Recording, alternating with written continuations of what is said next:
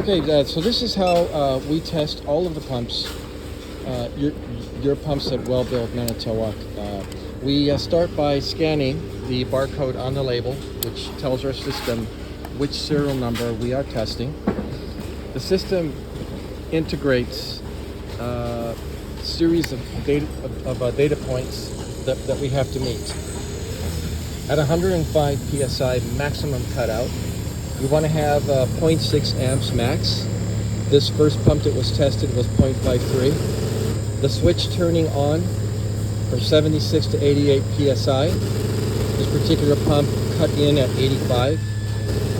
And then flow at 80 psi. You want to be between 0.92 and 1.18 GPM. This one came in at 106 GPM. Then open flow 1.34 GPM. But key is the cutout has to be 105, from 100 to 105, and you have to have a cut in 76 to 88.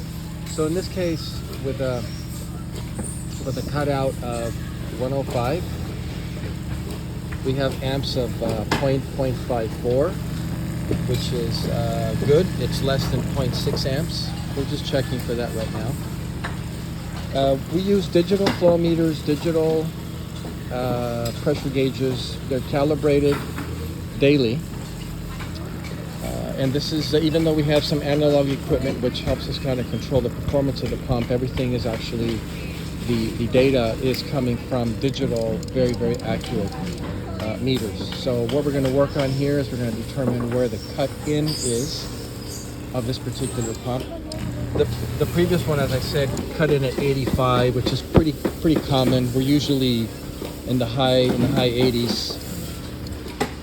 And then again, the cutout is 105. So we'll determine once it gauges here where we are.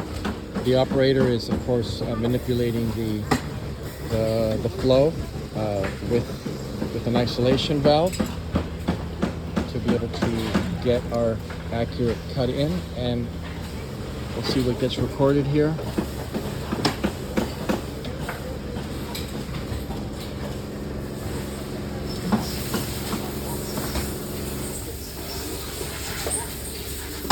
All right, so the pressure switch, if you notice, the pressure switch here in the front with a small Allen was being used to determine that cutout of 105. And then the cut-in, of course, is determined automatically by the whole switch mechanism and the assembly. We run several cycles to make sure that the recording is accurate. In this case, we got a consistent cut in at 84 psi. Cut out 105.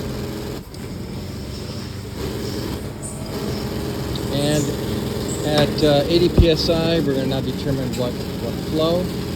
Again, it needs to be between 0.92 and 1.18 GPM. And these are the same parameters that we've used for many, many, many years. Nothing has really changed here. It's all been the same. In this case, we got 105, 1.05 gallons per minute at 80 psi.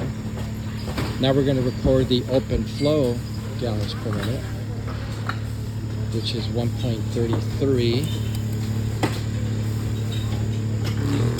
And we have the completion of the second test. I don't know if I mentioned this, but before these pumps go through a performance test like this, we also high pot them to make sure that we meet the high voltage UL requirements. We also do a visual inspection, of course, to make sure that the pump is not leaking, that there's no abnormal noise, anything abnormal. We put in we drain the water from the pumps and complete the test.